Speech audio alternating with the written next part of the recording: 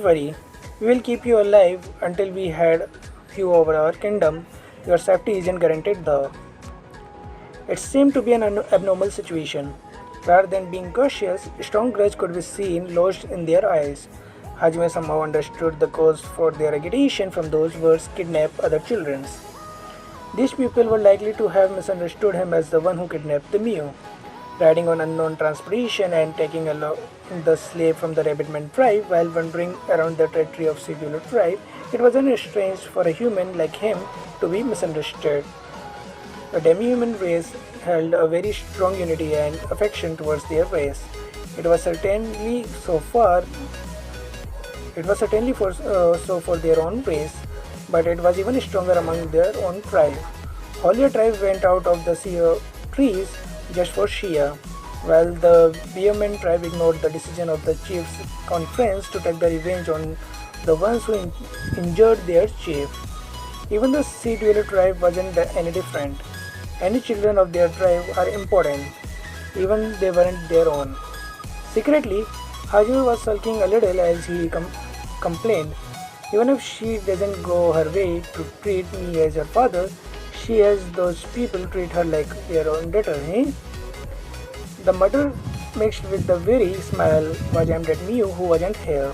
Following that, Hajime tried to say Miu's name to solve the misunderstanding. Ah, you know about the kidnap? Get them. However, faster than his words, Seedler tribe began to throw the harpoons one after another. Even though the half of their bodies was underwater, trading on it, the harpoons were flying at a considerable speed and indeed they were aimed at the shoulders or feet and not to kill them. In thoroughness, they would also be stabbing the submarine which shook it instantly. If it was a normal human, he would have his balance broken and would either be pierced by the harpoons from being unable to take evasive maneuver or fall into the sea and suppressed by the Swediler tribe. Well, if it was the normal human. Wave Castle. With US murder, the seawater compressed as it surged, obstructing the harpoons coming from all the direction. Following that, while the Sea Dweller tribe were still astonished by the non-chanted magic, we made around 20 thunderbolts floating around her. At the same time, the sound of upsurge seawater had literally become a rampant. Returned to normal, the people of the Sea Dweller tribe witnessed the floating and the sparkling thunderbolts around UA. Yeah? Retreat! A scream of order rang out. The pale tribe members panically turned on their heels to run away. However, they were too slow. Shush! Buzz! Each of the thunderbolts flew towards the different direction, not letting any one of the Sea Dweller tribes run away. Mad electric shocked them. Such a screaming could be heard from them. After a while, the 21 people of the Sea Dweller tribe were floating on the surface. Yue, cheers for the good work. Hajime. The thing these people were saying. Well, it must be about Miyo. A lot of things happened even when we were going to Ishian, as expected of Hajime-san. Not even having a time spent in the town and a problem had already appeared. Please stop, Shia. I'm actually a little worried about that too. Damn it. There should have been no problem if Miyo was here. Hajime was saying while he worried about it. Then for the time being, he moved to gather the people from the Sea Dweller tribe drawn bodies. After he instantly remodeled the sub by making a carrier which had put the short-haired, white-eyed people of the Sea Dweller tribe, the party continued their voyage. Yue effectively weakened one of the thunders, which made the person immediately awake. That person guided the party into the harbor after they were explained the situation to him.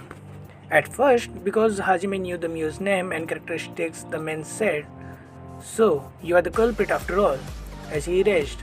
However, Hajime was already irritated, so he expressionlessly slapped him until the man calmed down, and the man heard the party's story after being disciplined. Following that, When the party told him about Mew was currently in Enkidu and will immediately return to the Elysian, the men asked the party to allow him to tag along them to Enkidu. For the man, he could not just swallow Hajime's party story without any proof, so he wanted to go along with the party to Enkidu at least to find the clue about Mew. Besides, the young man before them who was guiding them, the people who previously were blowing at Hajime, were also those who directly knew Mew. Mew's mother was also injured when Mew was kidnapped. Thus, these people are becoming emotional. And because he would feel awkward when he reunites with Mew after having beaten up her acquaintances, Hajime reluctantly accepted the young man's request. Following that, after advancing on the sea for a few hours, Hajime-san, it has come into view. The town is, finally, a place with people. Oh, it really is in the middle of the sea. Shia was pointing at Elsin with sparkling eyes and said to Hajime, moving his gaze, indeed a big town floating above the sea had come to view. Hajime moved the submarine towards the place with a lot of rotating pillars. After leering at the Sea Dweller tribe, the men, tourists and merchants who became poop-eyed after seeing Hajime riding on an unknown vessel, the party moored at the vacant spot. The people of the Sea Dweller tribe came before the party, witnessed the 10 of thousands of unconscious people of Sea Dweller tribe on the submarine's carrier, and the raised commotion. However, Hajime thought it would be okay if he explained the situation to the young man. So for the time being, he and the young man unloaded the fainted people into the pier. After they did that, a fully armed people from Sea Dweller tribe and the human soldier had already crowded in. The young man took a step forward and explained the situation and began to talk with a big shout. Hajime had wanted to quickly return to Enkidu and meet Kaori, so when he watched the young man, he became irritated and said inwardly, Just decide who will trail with us already. Hajime wanted to end this peacefully, but it indeed couldn't be that smooth. Pushing aside the young man who was confused, the soldier rushed to the party. Hajime's party was surrounded without a place to escape from this small pier. Be obedient. Let us restrain you until we can clarify the truth. Oi, didn't you hear the story? Of course, and it is better if we are the one who go to confirm it. There's no need for you to go. The words without a chance of refusal. Hajime, who became even more irritated, but he controlled himself because here was Mew's hometown. Listen here, our companions are waiting for us there. But even though we want to immediately head to Enkidu, didn't we come all this way here to return those who mistakenly attacked us? Regardless if it was a misunderstanding or not, even if the kidnapped child is indeed in Enkidu, you are suspicious because you wandered around Elysian's territory on an unidentified vessel.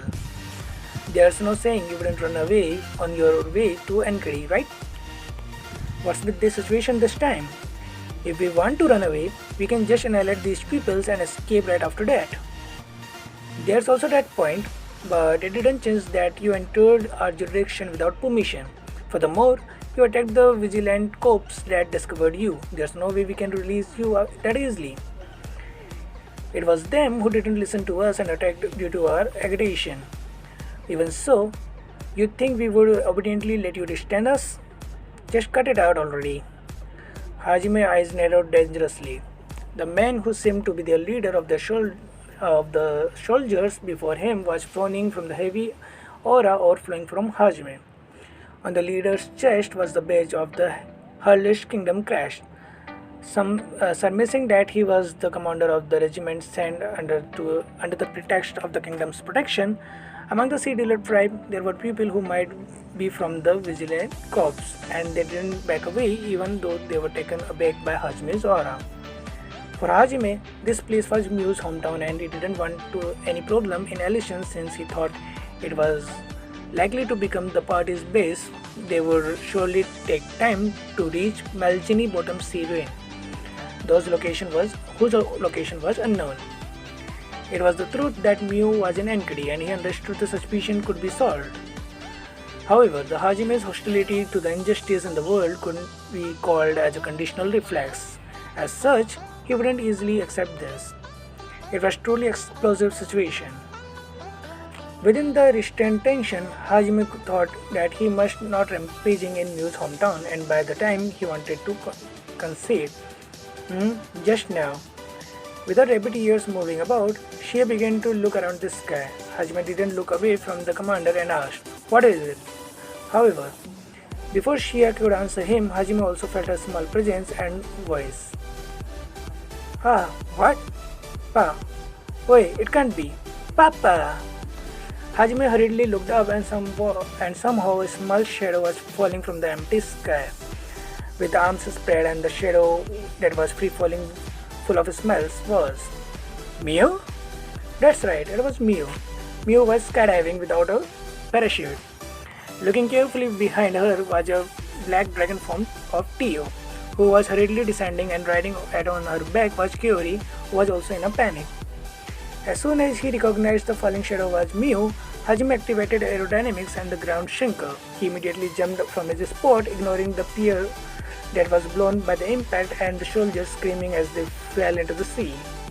Hajime, that had instantly jumped for more than 100 meters in height thanks to aerodynamics to jump towards the place Mew was going to fall through, and activated light speed.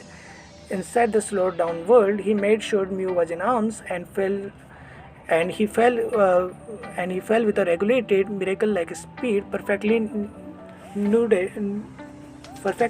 any kind of shock. With Mew in his embrace, Hajime used aerodynamic to hoop and bounce until he reached the ground. Inwardly, the cold sweat was flowing like a waterfall. Papa! Without even knowing a shred of what Hajime was thinking, Mew rubbed her face on Hajime's chest with a smiling face. Perhaps it was Tio who told her Hajime was right under them. Thus, although he didn't know whether it was accidental or perhaps deliberated, she fell towards the Hajime. Seeing how she was smiling as she fell, there was no mistake. She believed Hajime would surely catch her. Even so, it was an extraordinary courage to do a free fall with full smiling face. Restrain yourself, Hajime retorted at the 4-year-old child in his mind. Hajime was frowning as he thought of scolding her, but when Mew got to the ground, he petted Mew. Okay guys, this concludes this chapter number 10. We will start volume 10, chapter number 1 in the next video. You beg me to come with you. I don't know, I'm fine without you. You beg me to come